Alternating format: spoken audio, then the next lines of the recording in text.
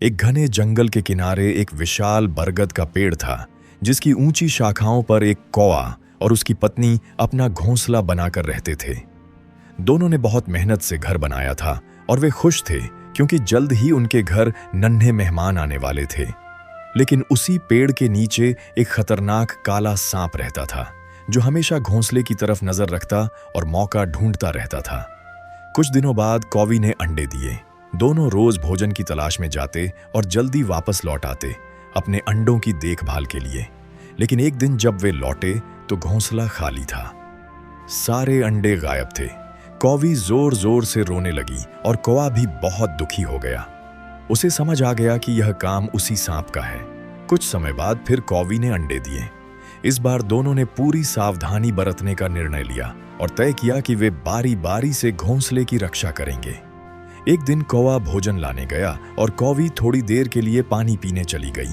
तभी मौका पाकर काला सांप धीरे धीरे पेड़ पर चढ़ा और फिर से घोंसले तक पहुंच गया। उसकी फुफकार से आसपास के पक्षी डर कर उड़ गए और वह फिर से अंडे खा गया। जब कौवी वापस आई तो वह बहुत दुखी होकर रोने लगी।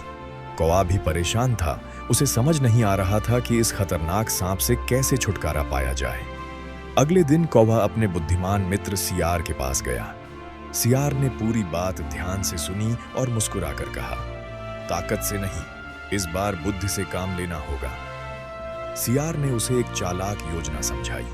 अगली सुबह पास के राज्य की रानी अपनी दासियों के साथ नदी किनारे स्नान करने आई। रानी ने अपना चमकता हुआ सोने का हार उतारकर किनारे पर रख दिया।